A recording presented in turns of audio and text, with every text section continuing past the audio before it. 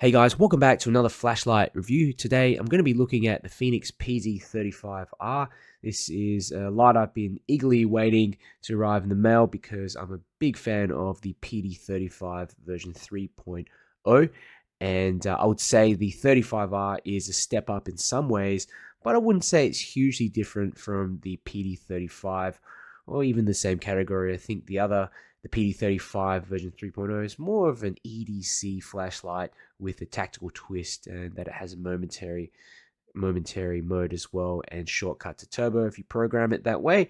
But the PD35R is really a fully fledged tactical flashlight, and you do get a few upgrades. So you get this cell, the 3400 milliamp hour cell. Previous version had 2600 milliamp hour cell. There's no charging port on the battery itself, so the charging is done directly on the flashlight. The battery sits inside there, and you get a USB-C charging cable. Okay, that's included. You also get a lanyard and a couple of spare O-rings, as you can see here. I'm not a huge fan of lanyards. I don't use them personally here. And you also get a holster. So yeah, for those of you who use the light for law enforcement, or maybe just not comfortable putting it in your pocket, that's an option. I find this light is just so pocketable. It's quite small, 25 millimeter head, so it's very easily, if you're just wearing jeans, even very comfortable to have them in there. You also get a couple of these little booklets. So PD35R instruction manual, and the Fenix instruction manual is just so easy to read. It's really only a few pages. It's got some runtime graphs and little technical specifications. You also get this warranty card here. So Fenix is very generous with their warranties. 15-day replacement. So within the first 15 days, if there's any issues, they'll just replace it. Within 5 years, Fenix will replace a light free of charge if any issues develop during normal use, and lifetime warranty as well. So after that 5 years, if anything happens, you can still get the light repaired, but Fenix will charge for replacement parts. I think that's a really generous warranty, given that a lot of flashlight companies, I really don't know any other company that has a lifetime warranty on all of their lights. This is the box that it comes in. And glossy, it's got some specifications here on the side. 2 meter water resistance, 1 meter impact resistance. Yeah, nice little box. Gives you some specifications there in the back as well, if you want to pause the video and have a read. All right, I've got a lineup of some tactical flashlights here just to compare the size of all of them. Armitech Doberman Pro, World Tool T2. I've got the Nitecore MH12 SE. This is the Fenix PD35 version 3.0, and the PD35R here on the right. And you can see those two are very, very similar in size. I mean, I wouldn't even be able to tell the difference if I didn't get a close-up kind of look on it. Okay, obviously the 35 has the button on there. 35R is a little bit longer, is slightly longer, as you can see. And the head also, the bezel, just the head under here just has a wider diameter. Okay, whereas the PD35 seems to be slimmer all the way through. And yeah, that's about it. When it comes to build quality, Fenix is really in my top 3. I've reviewed lots and lots of lights. I think I own over 100 flashlights already, and they definitely stick out because they incorporate classic design with intricate details, and the machining is just absolutely perfect. And it's really difficult to describe until you get close and have a look at the light itself. And I'm trying to bring it close to the camera so you can actually see what I'm talking about. And one of my favorite parts as well is this detailing on the tail cap. I mean, look at that. These little lines running up and patterns. Also the battery tube, nice knurling on the tube as well. Fine kind of knurling. The head's got a little protruding area, probably goes out by another 4 millimeters maybe in total. But tiny little cutouts there. Other than that, it's a solid piece of metal. One thing I really like as well is how the logo is perfectly centered, especially with this part of the bezel, that center part of the bezel there, and this hot warning sign up the top. Okay. And even with this little part of the tail cap where it screws on, and that line, little machining bit here, runs straight through. So these little things really make a difference. And I don't know how to describe it. It's just the attention to detail and caring about the little things. And when companies do that, you know that they get the big things right as well. The anodizing is smooth, slightly glossy. Okay. And like I said, a bit of fine knurling on the battery tube, which is good because it is kind of slippery if it didn't have that knurling on the tube. And yeah, like I said, 25 millimeters, measures 25 millimeters in the head. So easy to pocket, comfortable. Going back underneath the hood again, I'm just going to show you. You got the SFT40 emitter with smooth reflector, anti-reflective glass lens, and there's a crenulated bezel, so there's some little cutouts on the edges. It's kind of difficult to see there, but that allows you to see the light. When you switch it on, it comes out.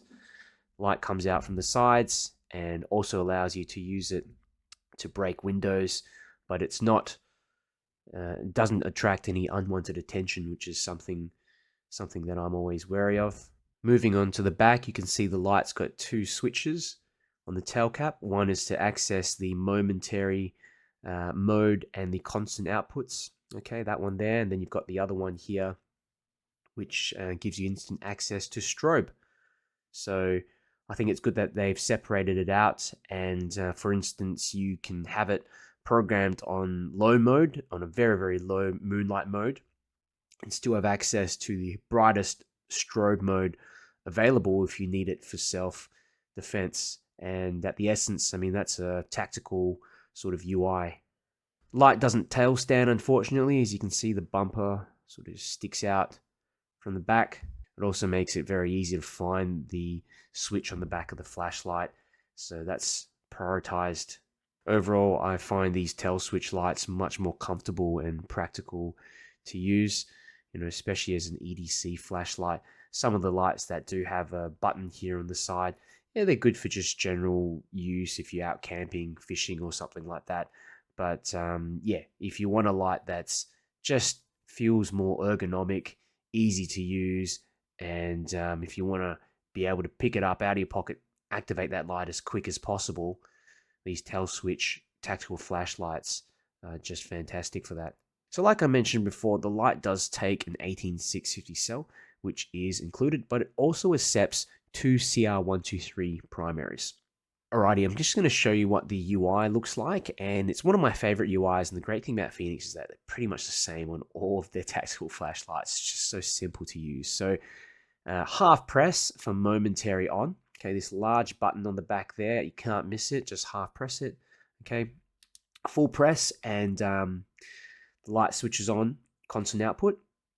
And as the light is on, you just basically click this little button here, the smaller button, to cycle through the different modes. There's 5 modes. That's the eco mode, low, medium, high, turbo.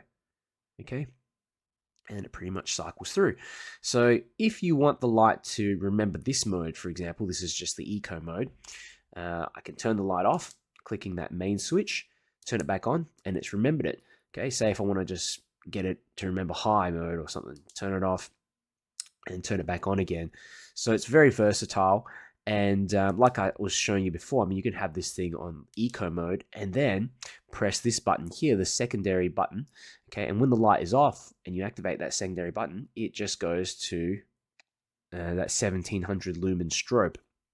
So you might have a situation where you're just using the light very, very generally to read something, and then you have to activate that strobe quickly. So I find this UI one of the most effective ones because you're not switching between, pressing this button and changing grips to select the modes, going backwards and forth. I mean, sometimes, you find yourself even using two hands, selecting between the modes. So it really makes sense to have the two the mode selector switch and the on switch right on the tail cap at the same time. Really makes a world of difference, saves you a lot of time.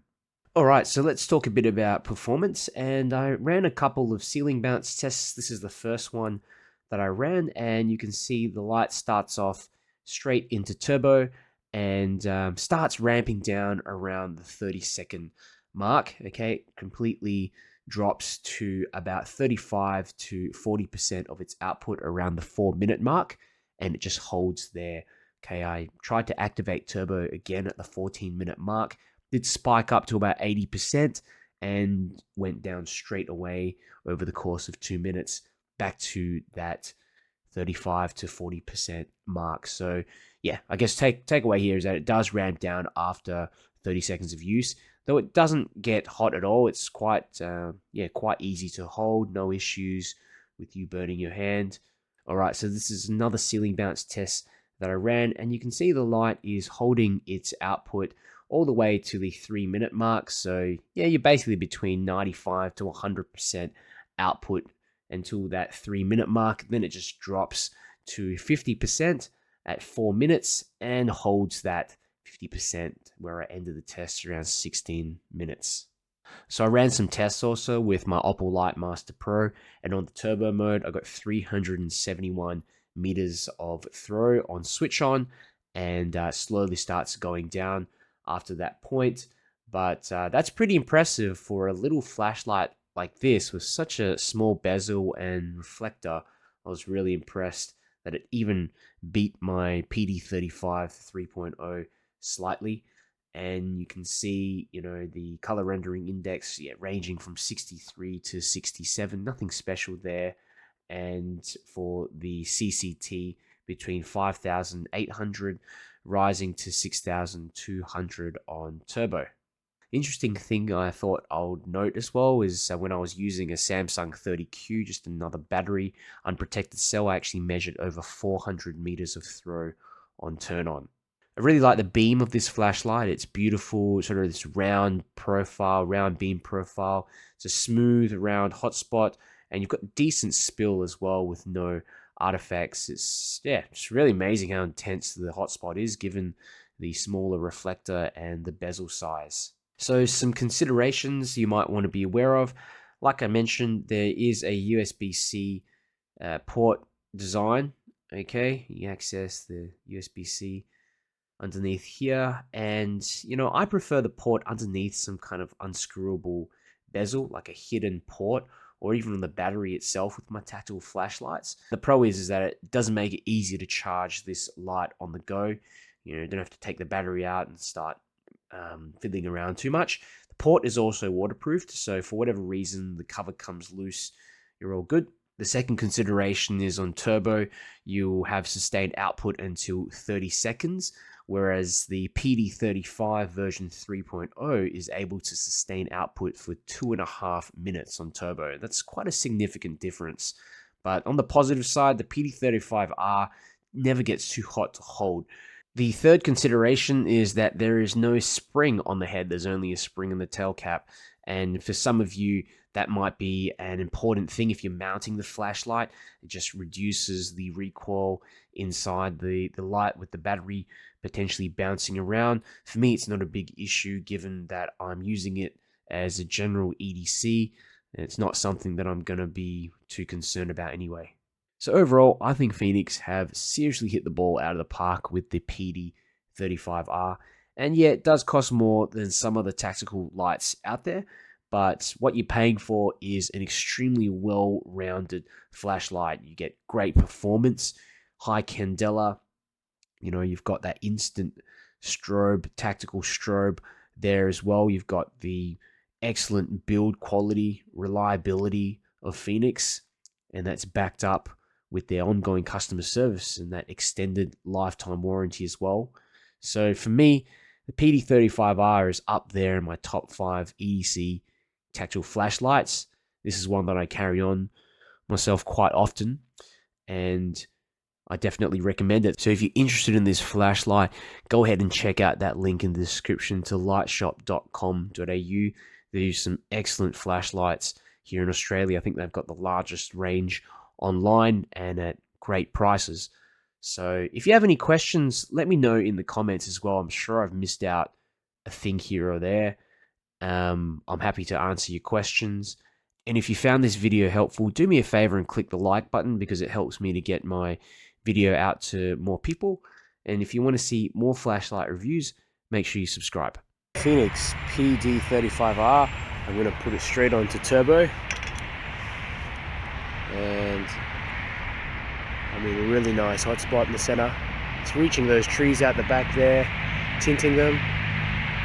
And yeah, say you'd reach all the way out the back, and you can even see into the foliage, the bottom of the foliage as well. Nicely illuminated.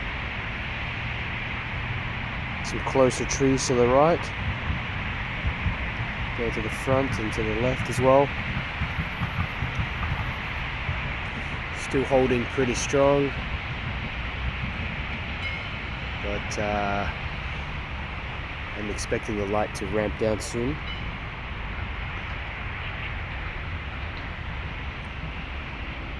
Okay.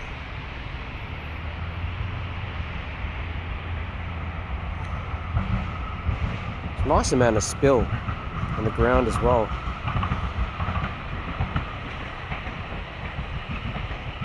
Yeah, it has ramped down a little bit, but I'm still able to just tint those trees at the back slightly. And we'll just go through the different modes. So that's the lowest mode. You can't really see it, maybe here at the right in the foreground maybe. Mode 2. Okay. Good for those smaller shrubs up here, but that's about it. Mode 3. Okay, now we're getting serious. This is pretty decent, though I'd say, yeah, it does look brighter in person.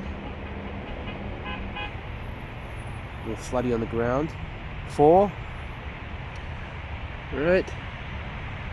So that is almost the highest mode. So 1, 2, 3, 4.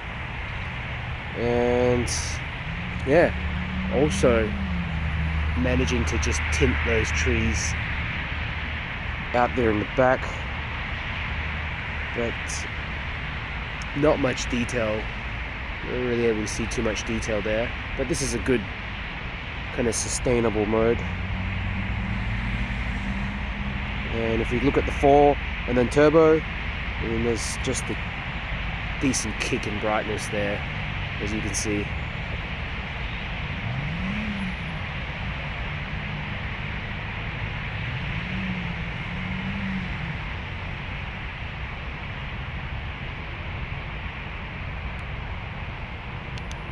Fenix PD35R.